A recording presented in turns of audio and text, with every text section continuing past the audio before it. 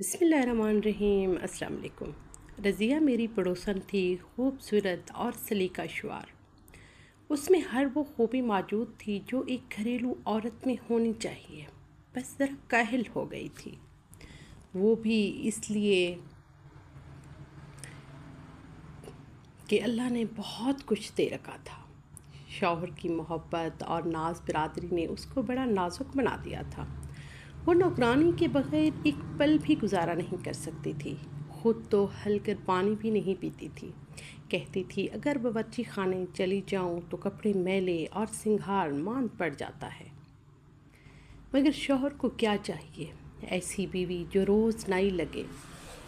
بیوی اپنے بناؤ سنگھار سے ہی تو مرد کو اپنا بنا سکتی ہے، تب گھر میں خوب بنا رہتا ہے، ورنہ مرد کا کیا ہے؟ اپنی گھر والی کی اوڑھنی میلی دیکھ کر وہ بہر کسی اجلی چیز کے اسیر ہو جاتا ہے۔ میں رضیہ کی باتیں سنتی تو سوچتی کہ سب دولت کے کھیل ہیں۔ ایک میں ہوں کہ اسکول میں پڑھاتی بھی ہوں اور گھر کا کام بھی کرنا پڑتا ہے۔ کبھی ایسی باتوں کے بارے میں سوچا بھی نہیں کہ بن سنور کر بھی رہا جا سکتا ہے۔ ایک دن رضیہ میرے پاس آئی اور کہنے لگی آج کل نوکرانی چلی گئی ہے، بڑی تکلیف ہے، مجھ سے تو بالکل کام نہیں ہوتا، تم ہی کوئی دوسری نوکرانی ڈھونڈ دو۔ میں نے کہا اچھا، میں ایک اسکول کی استانی سے بات کہوں گی۔ اسکول آ کر میں نے مائی سے بات کی تو اس نے کہا بی بی کراچی سے یہاں کچھ عورتیں آئی ہیں، خود کو بہاری اور بنگلہ دیشی اور غریب کہتی ہیں، ہمارے پڑوس میں آبسی ہیں، ان سے بات کروں گی، ضرور کوئی نہ کوئی غریب عورت کام کے لیے مل جائے گی۔ دوسرے روز مائی ایک نوجوان لڑکی کو لے کر میرے پاس آ گئی اور رضیہ نے اس سے نہ تو کچھ پوچھا نہ سوچا، بس فوراً کہہ دیا کہ آج ہی سے کام پر آ جاؤ۔ مگر لڑکی نے کہا میں 400 روپے تنخواہ لوں گی اور روز کھانے میں چاول اور مچھلی لوں گی۔ رضیہ نے یہ بھی نہ مانا کیونکہ اس کے روپے پیسے کی کمی نہ تھی۔ وہ تول مول کرتی۔ لڑکی کا نام لیلا اور عمر 17 برس تھی، سانولی رنگت، کٹا ہوا بدن، بوٹا سا قد، نقوش بھی تکیے اور پرکشش تھے۔ خاص طور پر وہ بڑی بڑی بے قرار آنکھیں اس کے چہرے پر بہت جاندار لگتی تھیں۔ چہرے پر معصومیت بھی تھی، کافی بھلی صورت تھی لیلا کی۔ وہ ساڑی پہنتی تھی اور اپنے لمبے بالوں کو لپیٹ کر بڑا سا جوڑا بنائے رکھتی تھی۔ کام بہت صاف ستھرا اور پھرتی سے کرتی، اردو میں بول سکتی تھی۔ رضیہ کے گھر وہ بڑی اچھی طرح کھپ گئی۔ صبح تڑکے ہی آ جاتی، ناشتہ بناتی، پھر گھر کی صفائی کرتی، دوپہر کے کھانے میں رضیہ کا ہاتھ بٹاتی، شام کو برتن وغیرہ دھو کر وہ 4-5 بجے کے قریب فارغ ہو جاتی تو اس کی چھٹی ہو جاتی، تبھی وہ کبھی کبھار میرے گھر بھی آ جا سکتی تھی۔ مجھ کو اس کی باتیں اچھی لگتی تھیں، اس کی باتوں میں مٹھاس تھی۔ وہ بتاتی تھی کہ ہمارے ملک میں یہ ہوتا ہے، وہ ہوتا تھا۔ یہاں اس کی سب سے بڑی شکایت یہ تھی کہ کھانے کو مچھلی اور چاول بآسانی سے نہیں ملتے تھے۔ مچھلی کی خاطر اس کی کنبے کی عورتوں نے مفت بھی گھروں میں کام کرنے پر تیار ہو جاتی تھیں۔ لیلا کا کوئی نہ تھا، وہ اپنے محلے کے کچھ لوگوں کے ہمراہ یہاں بسی تھی۔ صرف ایک بوڑھی ماں تھی، البتہ اس کے محلے والے جو اس کے ساتھ ہی بنگلہ دیش سے یہاں آئے تھے، وہ آپس میں ایک برادری کی طرح تھے۔ 6 ماہ آرام سے گزر گئے۔ لیلا نے رضیہ کو کبھی شکایت کا موقع نہ دیا۔ رضیہ اس سے بہت خوش تھی۔ کبھی کبھی لیلا کی بوڑھی ماں بھی آ نکلتی۔ رضیہ دونوں ماں بیٹی کی خوب مالی مدد کرتی تھی۔ وہ لیلا پر مہربان تھی۔ اس کی غربت کی وجہ سے اس کی سلیقہ شعاری اور اچھی عادتوں کی بنا پر لیلا میں چوری کی عادت بھی نہیں تھی۔ کہیں جاتی تو لیلا کو گھر پر چھوڑ جاتی اور گھر کی چابیاں تک اس کے حوالے کر کے جاتی تھی۔ رضیہ کے دو بچے تھے اور تیسرے کی آمد کے دن قریب تھے۔ وہ اپنے میکے سہیوال جانے کے لیے تیار ہو گئی۔ جانے سے پہلے مجھ سے ملنے آئی تو میں نے پوچھا، تم 4 ماہ تک سہیوال رہو گی تو تمہارے گھر کا کیا ہوگا؟ کہنے لگی، میرے صاحب گھر پر ہیں، پھر لیلا ہے، یہ روز آ کر انہیں کھانا بنا دے گی، گھر کی صفائی بھی کر کے جائے گی۔ میں رضیہ کے اس اعتماد پر کچھ حیران سی ہوئی۔ نوجوان لڑکی پر اتنا اعتماد! یہ رضیہ ہی کا حوصلہ تھا جو کہنے لگی، میرے شوہر مجھ سے اتنی محبت کرتے ہیں کہ میرے علاوہ کسی اور کی طرف آنکھ اٹھا کر بھی نہیں دیکھ سکتے۔ وہ چلی گئی اپنے میکے اور لیلا بدستور کام کرنے کو آتی رہی۔ وہ صبح آتی اور معمول کے مطابق شام کو 4 بجے جاتی تھی۔ کسی روز دوپہر کو صاحب کھانا کھانے نہ آتے تو گھر کو تالا لگا کر وہ چابی مجھے دے جاتی کہ صاحب آئیں تو دے دینا۔ مگر ایسا شاذ و نادر ہی ہوتا تھا، ورنہ رضیہ کا شوہر عارف پابندی سے گھر پر ہی کھانا کھانے آتا تھا، کیونکہ اسے دوپہر کا کھانا گھر پہ ہی کھانے کی عادت تھی۔ 3 ماہ بعد ہی محلے میں چہمگوئیاں ہونے لگیں۔ لیلا اب نکھرتی جا رہی تھی۔ وہ ساڑیاں بھی اچھی اچھی پہننے لگی تھی، پہلے سے زیادہ خوش اور بنی سنورنی نظر آتی تھی۔ محلے والے کہتے تھے کہ اب وہ صاحب کی منظوری نظر ہو گئی ہے۔ میرے ہاں لیلا بہت دنوں سے نہیں آئی۔ آخر ایک دن میں نے خود اسے اپنے بچوں کے ہاتھ حلوہ بھجوایا۔ اس دن وہ آئی تو صحیح، مگر چھمتی ہوئی، بار بار ساڑی کا پلو اس انداز سے درست کرتی جیسے اپنا سراپا سنبھال رہی ہو۔ جب میں نے ایک بھرپور نظر اس پر ڈالی، کہا کہ لیلا تمہاری صحت پہلے سے ماشاءاللہ بہت اچھی ہو گئی ہے، تو وہ اس طرح گھبرا کر رہ گئی جیسے میں نے اس کی کوئی چوری پکڑ لی ہو۔ پڑوسیوں کی باتوں پر میں نے کان نہیں دھرے تھے، کیونکہ میں سمجھتی تھی کہ عورتوں کو باتیں بنانے کی عادت ہوتی ہے۔ مگر جب میں نے اس کے نئے روپ کو دیکھا تو مجھے بھی شک سا ہوا، دال میں کچھ کالا ضرور ہے۔ 4 ماہ گزر گئے، رضیہ نہ آئی۔ 2 بار عارف صاحب 2-4 روز کے لیے سہیوال بیوی بچوں کے پاس ہو کر آ گئے۔ لیلا سے ہی پتہ چلا کہ تیسرا بھی بیٹا ہی پیدا ہوا ہے۔ رضیہ کا ابھی 2 ماہ اور میکے میں رہنے کا ارادہ ہے، کیونکہ بچہ ابھی چھوٹا ہے اور رضیہ واپس آنا نہیں چاہتی۔ البتہ صاحب خود کبھی کبھی وہاں جاتے رہیں گے۔ اب مجھے رضیہ پر غصہ آیا کہ اس نے لاپرواہی کی حد کر دی تھی۔ بھلا کوئی عورت شوہر سے اتنے دنوں تک بھی غافل رہتی ہے؟ مجھے ڈر تھا کہ کہیں اس کو غفلت کی سزا نہ ملے، کیونکہ عورت کی غفلت کی سزا تھوڑی دیر سے ملتی ہے، مگر ملتی ضرور ہے۔ وہی ہوا جس کا ڈر تھا۔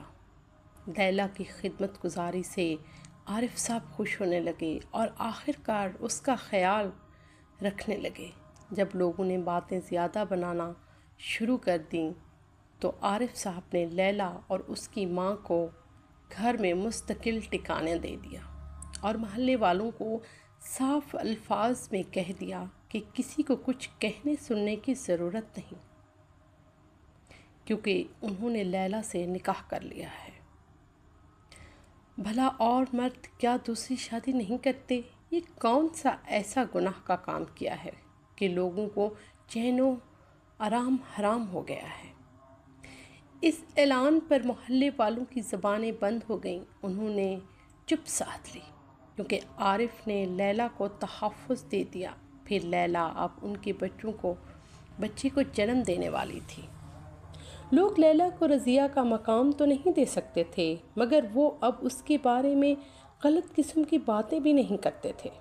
عارف ایک معزز شخص تھا، اور عورت جب کسی معزز آدمی کی پناہ میں چلی جاتی ہے تو اسے بھی اس آدمی کی وجہ سے عزت کا مقام حاصل ہو جاتا ہے۔ لوگوں نے چپ تو ساتھ لی تھی، مگر سرگوشیوں سے باز نہیں آتے تھے۔ کوئی کہتا کہ نوکرانی نے مالکن کی غیر موجودگی سے فائدہ اٹھا لیا ہے، عورت نے عورت کے حق پہ ڈاکہ ڈالا ہے۔ کوئی کہتا کہ قصور خود بیگم کا ہے، کیوں میاں پر اتنا اعتبار کیا؟ اتنے دن تک میکے میں رہ جانے کی بھلا کیا تھی، کیا دکھ تھی؟ میں بھی بدستور کشمکش میں تھی کہ رضیہ جاتے ہوئے اپنے میکے کا پتہ دے کر گئی تھی کہ کبھی کبھار خط لکھ دینا۔ میں نے ڈائری سے پتہ تلاش کیا اور رضیہ کو خط لکھ دیا۔ وہ میری پڑوسن ہی نہیں، سہیلی جیسی تھی۔ آخر اس کا مجھ پر کچھ حق بنتا تھا۔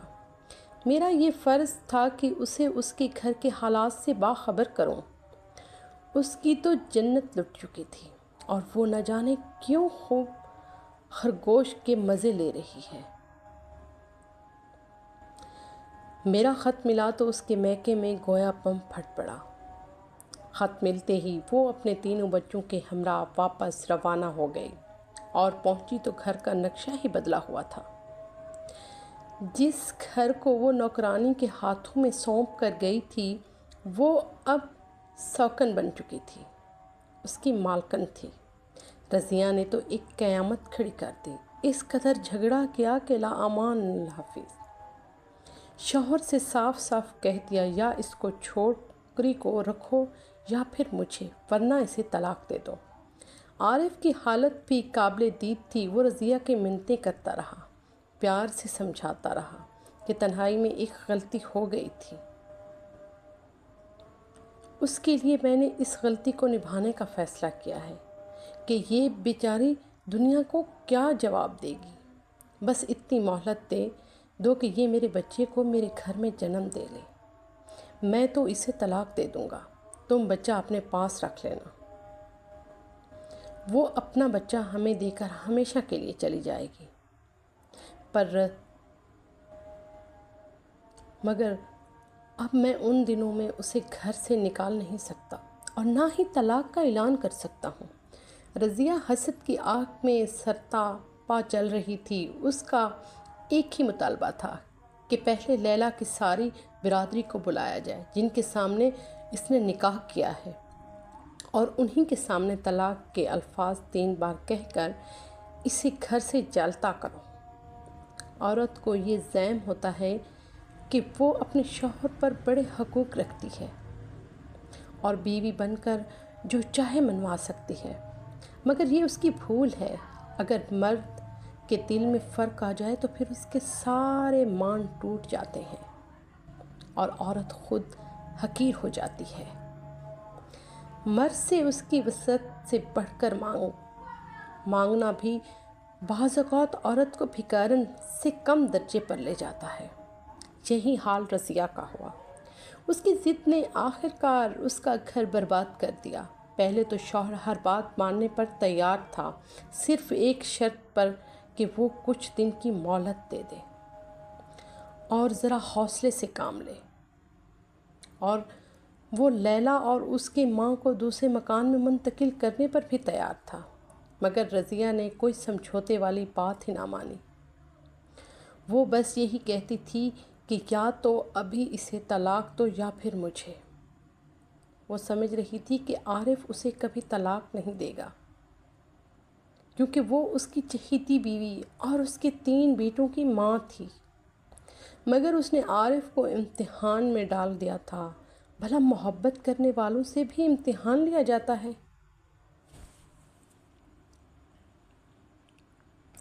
آخر عارف نے کہہ دیا کہ لیلا ایک بے آسرا لڑکی ہے، اور میں اسے فوری طور پر طلاق دینے سے مجبور ہوں، کیونکہ وہ امید سے ہے، البتہ تم کو تمہاری ضد کے پیش نظر طلاق دیتا ہوں۔ اس ایک فکرے کے 3 بار دہرائے جانے سے سارا جھگڑا ختم ہو گیا۔ رضیہ کا تخت الٹ گیا، اس کا مان ٹوٹ کر خاک پہ مل گیا۔ مالکن اپنے گھر میں اجنبی بن گئی اور نوکرانی مالک بن گئی۔ رضیہ روتی ہوئی بچوں کے ساتھ اپنے میکے چلی گئی۔ جانے سے پہلے وہ لمحہ بھر میرے گھر آ کر بیٹھی، مگر اس قدر رو رہی تھی کہ اس سے بات تک نہیں ہو رہی تھی، اور آج بھی اس کا وہ رونا مجھے نہیں بھولتا۔ ہم سب ہی نہیں، خود رضیہ بھی پچھتا رہی تھی کہ اگر عارف نے نوکرانی سے نکاح کر بھی لیا تھا تو کیا ہوا، اس کے بچے تو باپ کے تحفظ میں تھے۔ اب تو وہ رشتہ داروں کی ٹھوکروں میں ہیں۔ بچوں کو خود سے جدا کر کے سوتیلی ماں کے حوالے کرنے کا حوصلہ نہیں تھا۔ کبھی ایک بھائی کے گھر تو کبھی دوسرے کے در پہ رہتی رہی۔ بھابیاں ان کو چند ہی نہیں برداشت کرتیں، سسرال والے بھی اسے رکھنے کے رودادار نہیں تھے۔ ایک لیلا ہے جو اس کے لیے روتی ہے اور کہتی ہے کہ اگر یہ خطا نہ ہوئی ہوتی تو میں کبھی رضیہ کے لیے دکھ کا باعث نہ بنتی، کاش وہ واپس آ سکتی، میں اسے مالکن ہی مانتی اور خود اس کے قدموں میں بیٹھتی۔ یہ الفاظ وہ دل سے کہتی تھی۔ مجھے یقین ہے۔ ہمارے چینل کو سبسکرائب کیجیے گا اور کمنٹ میں بھی بتائیے گا کہ آپ کو ہماری ویڈیو کیسی لگتی ہیں۔ شکریہ۔